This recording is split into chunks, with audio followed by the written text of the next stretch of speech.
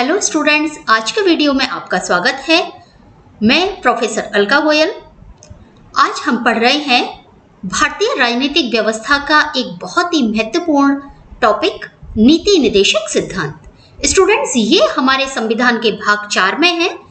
इससे पूर्व मैंने आपको संविधान निर्माण से लेकर के उससे जुड़े हुए सारे तथ्य, संघात्मक शासन व्यवस्था, संविधान में संशोधन की प्रक्रिया से अवगत कराया है। आशा है मेरे ये वीडियोस आपको अच्छे लगे होंगे।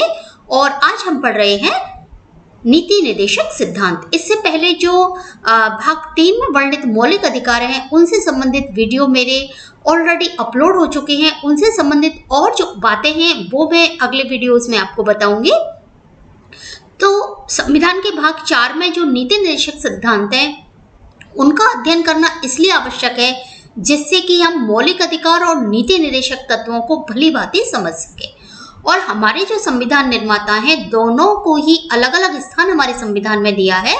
और स्टूडेंट्स, मौलिक अधिकार जो हैं नीति निर्देशक तत्वों में एक बहुत ही महत्वपूर्ण मामले में अलग हैं, वो है उनकी न्याय मान्यता और अमान्यता। यानी जो मौलिक अधिकार हैं वो संविधान द्वारा मान्य हैं, उन्हें न्यायालय में संरक्षण प्राप्त है। यदि हमारे किन्हीं अधिकारों का उल्लंघन होता है तो हम न्यायालय का दरवाजा खटखटा सकते हैं, जबकि नीति निर्देशक तत्वों के मामले में ऐसा नहीं है। फिर सवाल उठता है कि संविधान में नीति निर्देशक तत्वों की आवश्यकता क्यों पड़ी, और उसका एक बहुत ही महत्वपूर्ण जवाब है कि हमें आगे आने वाले समय में उतने अधिकार और मिल सकें जो कि नीति निर्देशक तत्वों में हमारे लिए संविधान निर्माताओं ने निश्चित किए हैं। तो ये जो संविधान का भाग 4 है, ये थोड़ा सा विवादास्पद भी बना हुआ है। और विवादास्पद इस माने में कि जब ये न्याय मान्य ही नहीं है तो इनको संविधान में क्यों रखा गया है।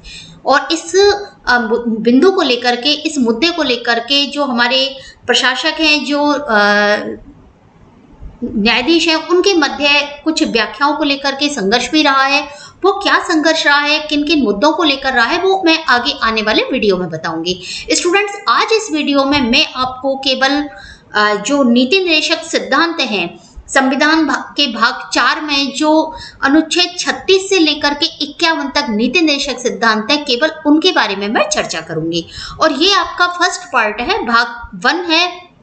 यहाँ पर मैं आपको कुछ नीति निर्देशक तत्व बताऊंगी और आगे आने वाले भाग में जो सेकंड पार्ट है उसमें बाकी के नीति निर्देशक तत्व बताऊंगी। क्योंकि स्टूडेंट्स, आप कमेंट करते हैं कि मैडम आपके वीडियोस थोड़े लंबे हो जाते हैं, तो इसलिए मैं आपकी सुविधा के लिए इसको मैंने 2 भागों में बांट दिया है। पार्ट फर्स्ट में हम एक प्रकार के नीति निर्देशक तत्वों को देखेंगे, उनकी सामान्य व्याख्याओं को देखेंगे, और जो सेकंड पार्ट है उसमें बाकी के नीति निर्देशक तत्वों का अध्ययन करेंगे।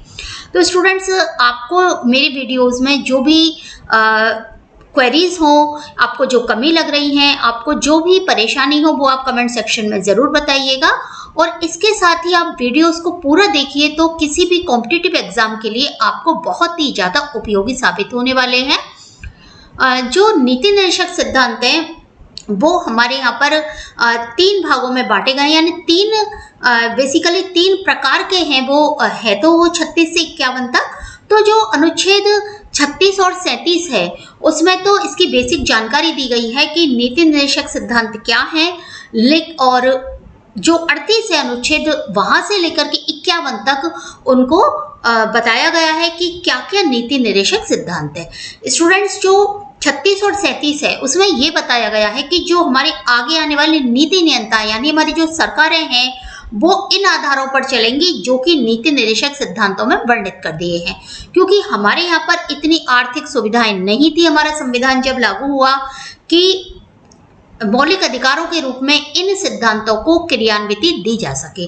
जैसे कि यदि हम काम के अधिकार की बात करें या बहुत सारे लोक कल्याण की बात करें, तो ये हमारे लिए संभव नहीं था।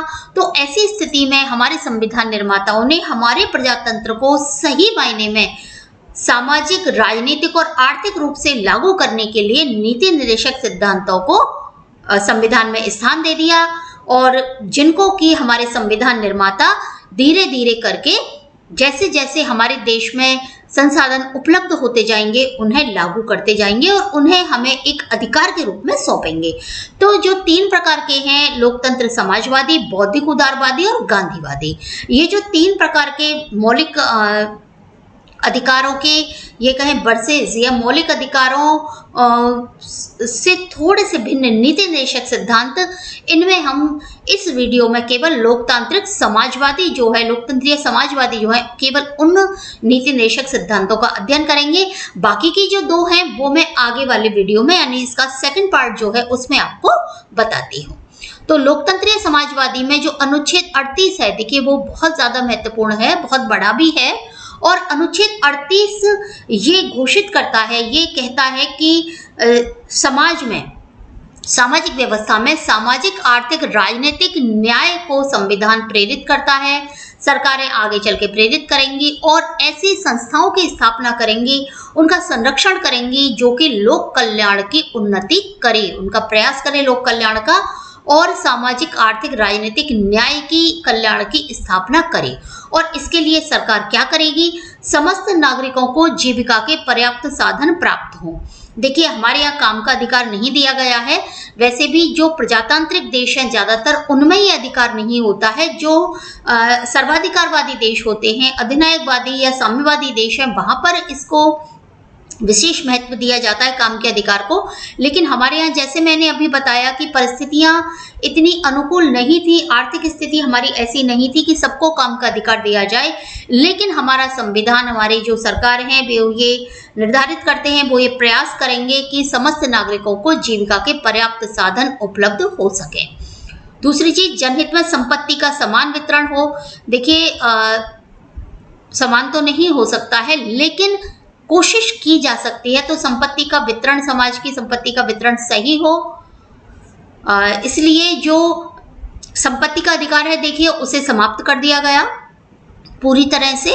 और दूसरी चीज ये है कि जो ज्यादा संपत्ति वाले हैं उन पर सरकार कर लगाती है, ठीक है। तो इस तरह से और गरीबों को काफी सुविधाएं देती है।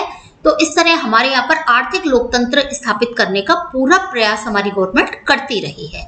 इसके अलावा जो 38(2) है, इसका जो दूसरा भाग है, सभी को समान कार्य के लिए समान वेतन मिले, ये कोशिश की जाती है। यानी महिला पुरुषों में कोई भेदभाव नहीं हो या जाति वर्ग या किसी भी आधार पर कोई भेदभाव नहीं हो। इसके अलावा आर्थिक व्यवस्था जो है उसका पुनर्गठन हो, जिससे कि जनहित में उत्पादन के साधनों का प्रयोग किया जा सके, यानी जो उत्पादन के साधन है वो जनहित में ही प्रयोग किए जा सके। इस प्रकार का आर्थिक व्यवस्था का पुनर्गठन किया जाए। श्रमिकों और बाल श्रमिकों का संरक्षण हो। देखिए वैसे तो हमारे यहाँ पर जो एक अधिकार है उसमें बाल श्रमिकों को पूरी तरह से संरक्षण प्रदान किया गया है, लेकिन फिर भी कुछ स्थानों पर इस तरह की बच्चों का जो है बाल श्रम करवाया जाता है, बच्चों का शोषण होता है। तो पूरी तरह से श्रमिकों को उनके काम के घंटे निर्धारित करना, उनके काम की परिस्थितियां निर्धारित करना, ये सब भी हमारा संविधान जो है वो कहता है कि ये सब नहीं होना चाहिए और उनके कल्याण के लिए बाकायदा कार्य होते रहना चाहिए। इसके अलावा जो अनुच्छेद 39 है वह बच्चों के स्वस्थ विकास के अवसर प्रदान करने की बात करता है और साथ ही शैशव और किशोरावस्था में बच्चों का शोषण नहीं हो और नैतिक और मौलिक परित्याग उनका ना किया जाए, यानी उनका विकास हो, बच्चों का, छोटे बच्चे जो हैं उनका विकास हो। देखिए स्कूलों में बहुत सारी फैसिलिटीज जो दी जा रही हैं, उन्हें पोषाहार दिया जाता है, उनको दूध का वितरण है, उन्हें फल का वितरण और नई नई पालनहार योजना, यानी कितनी योजनाएं जो है चल रही हैं, वो सब इसीलिए है कि बच्चों की शैशव अवस्था बची रहे, किशोरावस्था में उनका शोषण भी नहीं हो, उनका विकास हो सके, उनसे कोई श्रम नहीं करवाया जाए, जो बच्चों की जो तस्करी है वो नहीं हो पाए। तो इस तरह के जो सारे कार्य हो रहे हैं वो इस नीति निर्देशक सिद्धांत के अंतर्गत किए जा रहे हैं। इसके अलावा जो अनुच्छेद 41 है उसमें है कि सभी को काम और शिक्षा मिले। देखिए शिक्षा का अधिकार हमें दे दिया गया है, काम का अधिकार हमें इस रूप में नहीं मिला है, लेकिन यदि हम योग्य हैं और वहां पर किसी प्रकार का भेदभाव जो है वो नहीं किया जाएगा, ये हमारे संविधान में भी लिखा हुआ है। और बेकारी, बुढ़ापा, बीमारी, दुर्बलता की अवस्था में सामाजिक सुरक्षा मिले, ये पूरी तरह से कोशिश करती है हमारी सरकार, बुढ़ापे की पेंशन भी देती है, बीमारों को भी देखिए काफ़ी सरकारों ने तो बीमारी में बहुत सारी फैसिलिटीज़ यानी योजनाएं चला रखी हैं कि निशुल्क इलाज होगा। जैसे राजस्थान गवर्नमेंट ने भी चला रखी है कि सरकारी कर्मचारी हैं उनको आरजीएचएस है, या फिर कोई गरीब व्यक्ति है उनको चिरंजीवी योजना है, और भी बहुत सारी योजनाएं चल रही हैं जिससे कि जो गरीब व्यक्ति है वो इलाज करवा सके, निशुल्क इलाज करवा सके, या कोई व्यक्ति बेकार है तो उसको कुछ योजनाएं सरकार जो है कुछ दिन का बहुत सारी मतलब योजनाएं, जैसे हमारी राजस्थान में मनरेगा है और बहुत सारी योजनाएं इस तरह की चल रही हैं। चूंकि एक मैं विशेष क्षेत्र की बात करूंगी तो आप भ्रमित होंगे, तो बहुत सारी योजनाएं इस तरह की गवर्नमेंट चला रही है, वो इसी के तहत चलाती है जन कल्याण की योजनाएं, जो हमारे नीति निर्देशक सिद्धांतों में लिखा हुआ है। और शिक्षा तो हमारे यहाँ पर सरकारी स्कूल में काफी कुछ जो शिक्षा का अधिकार है उसके तहत निशुल्क मिलती है, और महिलाओं को तो शिक्षा के विशेष अधिकार, उनके ट्यूशन फी माफ होती है। तो ये सब जो है वो इस अधिकार के अंतर्गत ही है। इसके अलावा काम की उचित और मानवीय दशाएं स्थापित हों और मातृ प्रसूति की सुविधाएं प्राप्त हों, यानी काम की ऐसी दशाएं हो कि व्यक्ति जो है वो घुटे नहीं उस दशा में, या फिर उसकी जो है जानवर नहीं बनाए, इस तरह की वो कार्य नहीं करे ऐसी दशाओं में, यानी उसको पूरी हवा पानी मिलना चाहिए। और मातृत्व के लिए विशेष महत्व है मातृत्व का, क्योंकि ये अगली पीढ़ी की जो है वो एक नींव रखाई आती है, अगली पीढ़ी तैयार होती है, सृष्टि आगे बढ़ती है इस तरीके से। तो इसलिए मातृ शिशु कल्याण की योजनाएं भी हमारी जो सरकार है वो इसके तहत काफी चलाती हैं। और इसके अलावा श्रमिकों के निर्वाह, मजदूरी और शिष्ट जीवन स्तर का में सुधार हो, ठीक है, उनकी काम की दशाएं, उनके काम के घंटे, उनके मनोरंजन के साधन पूरे उपलब्ध होने चाहिए, उनके बच्चों की पूरी व्यवस्था होनी चाहिए, ये भी गवर्नमेंट प्रयास करती है। बहुत सारे कानून इस प्रकार के पारित किए गए हैं। पहली स्थितियों की जो स्वतंत्रता के बाद, जस्ट बाद की स्थिति और वर्तमान की स्थिति की यदि हम तुलना करें तो मजदूरों के जीवन में बहुत अंतर, बहुत सारी स्थितियों में अंतर आपको मिलेगा। बहुत सारे अधिकार अब उन्हें दे दिए गए हैं। इनका क्रियान्वयन कितना हुआ है इसका वीडियो भी आगे मैं आपके लिए लेकर आऊंगी, क्योंकि मैं इस वीडियो में केवल आपको नीति निर्देशक सिद्धांतों के बारे में एक सामान्य जानकारी दे रही हूँ। लेकिन एग्जाम में ये आपको अनुच्छेद बार पूछा जाता है स्टूडेंट, और आप मेरे प्रत्येक वीडियो को देखिएगा, मैं अनुच्छेद के साथ में आपको हर चीज को बताने का प्रयास करती हूँ। इसके अलावा मनोरंजन है, सामाजिक आर्थिक अवसर प्रदान करना है, और पौष्टिक आहार, जीवन स्तर, लोक स्वास्थ्य को ऊंचा उठाने की चेष्टा करना, ये सब हमारी सरकार कोशिश करती है। जैसे मैंने बताया कि बच्चों को जो है पोषाहार, और पोषाहार में भी दूध, फल, सब तरह की सुविधाएं उन्हें मिले। इसी प्रकार महिलाओं के लिए या गरीबों के लिए जो व्यवस्थाएं वो गवर्नमेंट इसी के तहत करती है। और इसके अलावा समान अवसरों के आधार पर न्याय का विकास हो, न्याय मुफ्त मिले, सस्ता मिले, और केवल इसलिए व्यक्ति को न्याय से वंचित ना किया जाए कि वह गरीब है, ठीक है। तो न्याय की सुविधा भी सरकार उपलब्ध करवाती है। बहुत सारे कानून इस प्रकार के जो है, बहुत 10 रुपए के पेपर पर आप लिख करके अपनी शिकायत दे दीजिए, या फिर सरकार ही वकील उपलब्ध करवा देती है।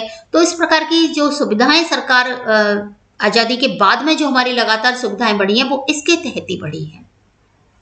इसके अलावा अनुच्छेद 43A है, उसमें औद्योगिक प्रतिष्ठानों के व्यवस्थापनों में श्रमिकों की भागीदारी, यानी श्रमिक केवल इस रूप में काम नहीं करें कि वो श्रमिक हैं, वो भागीदारी भी निभाएं। उद्योग धंधों में जो प्रतिष्ठान है उनमें भागीदारी भी निभाएं। इसके अलावा आय की विषमताओं को कम किया जाए, यानी जो गरीब अमीरी है वो कम की जाए, और वो तभी कम होगी जबकि इस तरह से सरकार प्रयास करेगी। देखिए, पहले से जीवन स्तर निश्चित रूप से हमारा बढ़ा है, और उसमें एक बहुत बड़ा योगदान हमारी सरकारी जो योजनाएं चल रही हैं उनका है। इसके अलावा पदवी, सुविधाओं और अवसरों में व्यक्तिगत असमानताओं का उन्मूलन हो, यानी जितना हो सके गरीब और अमीरी का जो भेदभाव है सरकार उसको मिटाने का पूरा प्रयास करती है। किसी प्रकार की सुविधाओं में, अवसरों में असमानता नजर नहीं आए, थोड़ी बहुत तो चलती है लेकिन बहुत ज्यादा असमानता नहीं आए, और विभिन्न क्षेत्रों व्यवसाय के लोगों में भी असमानता की समाप्ति हो। तो स्टूडेंट्स, ये जो नीति निर्देशक तत्व हैं, इनकी बहुत लंबी सूची है, आगे और भी आपको लंबी सूची इनकी मिलेगी। और ये तत्व ये दर्शाते हैं कि ये हमारे सामाजिक और आर्थिक आदर्शों के प्रतीक हैं, यानी आगे आने वाली सरकारों को सामाजिक और आर्थिक इस प्रकार के निर्देशों पर काम करना है। राजनीतिक लोकतंत्र तो हमारे संविधान ने स्थापित कर दिया, लेकिन आने वाली सरकारें जो हैं वो उस संविधान के पद चिन्हों पर चल करके, इन नीति निर्देशक तत्वों के पद चिन्हों पर चल करके ये प्रयत्नशील रहें, इस चीज के लिए हमेशा प्रयासरत रहें कि व्यवस्थापिका और कार्यपालिका इस प्रकार के कानून बनाए, इस प्रकार के कानून लागू करे कि वास्तव में हमारा जो देश है वो एक लोक कल्याणकारी राज्य बन सके। यहाँ व्यक्तियों को बड़ी मात्रा में बहुत सुविधाएं उपलब्ध हो, आर्थिक असमानता का अंत हो और हम एक बहुत अच्छा सुलभ जीवन यापन स्थापित कर सकें। तो स्टूडेंट, आशा है मेरा आज का ये वीडियो आपको पसंद आया होगा। आपके जो भी कमेंट्स हैं, जो भी आपकी क्वेरीज हैं, वो आप मुझे लिख करके बताइएगा कमेंट सेक्शन में। मेरी वीडियो को ज़्यादा से ज़्यादा शेयर करें, लाइक करें और मुझे बताएं कि मुझे किन विषयों पर आपको वीडियोस और बनाने हैं। तो मिलते हैं अगले वीडियो में, तब तक के लिए धन्यवाद।